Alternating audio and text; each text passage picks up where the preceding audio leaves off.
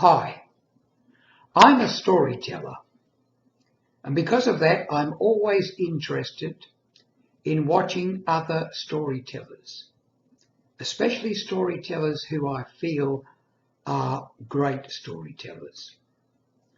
One of those is a fellow called Peter Guber, G-U-B-E-R, Peter Guber. I saw a YouTube of his a couple of years back, made some notes, and some of the things he said really struck a chord with me. Here's what he said.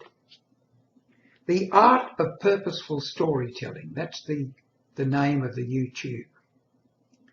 We are in the emotional transference business. We are in the emotional transference business.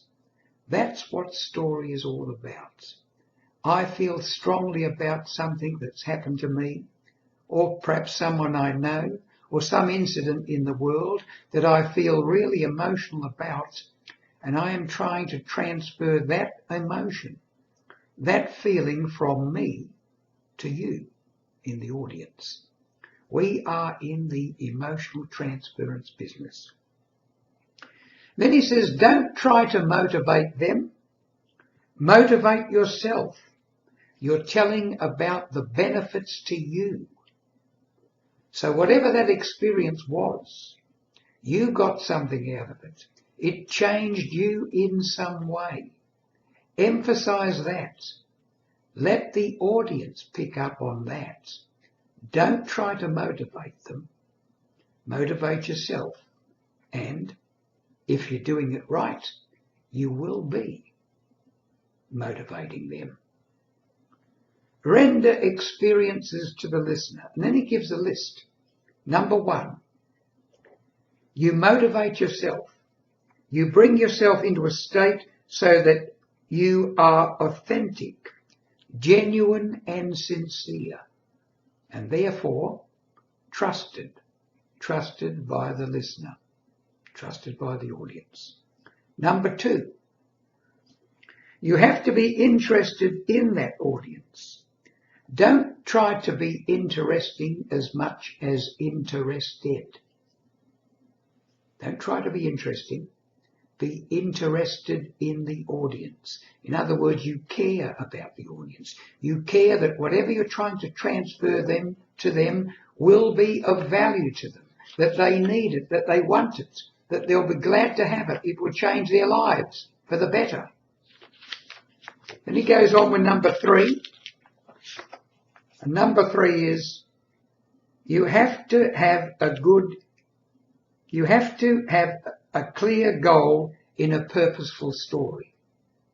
Now, if it's a purposeful story and you're trying to change the audience in some way, certainly. If it's just to entertain, and I tell a number of stories which are simply to entertain.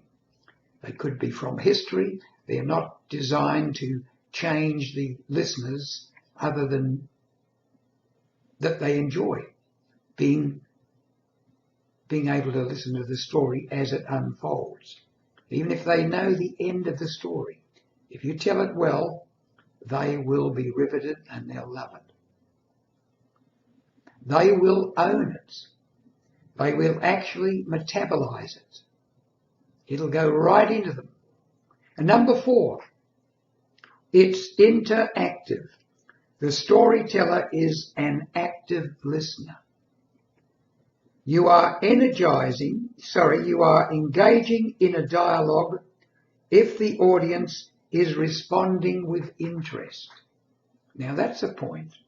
You are engaging in a dialogue if the audience is responding with interest. If you're telling a story well, you will know by the rapt attention, the little bit of body language that might be coming back to you, that they are interested. If they're not interested, it's you who are falling down, not them. And then he sends, I've got this note down, if required, drop the script and let serendipity into the act by being yourself.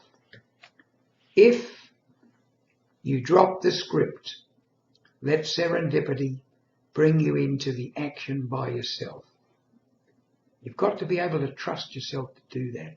If you know the story well, it doesn't matter if you miss out a point here and there, so long as the main salient points are in the story and the main message is there, and that it's interesting, that you keep them riveted from the moment you open that story until it's concluded.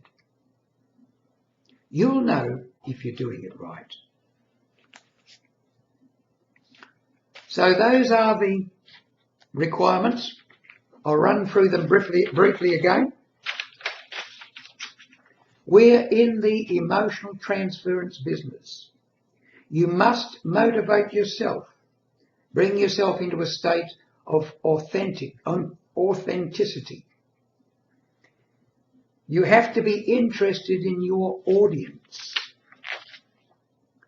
You have to have a clear goal in a purposeful story. Know what you want to change in the audience. And it's interactive. The story is interactive with the audience and with you. I hope you got something out of that little video on storytelling. I know I have. Peter Goober on YouTube, worth watching.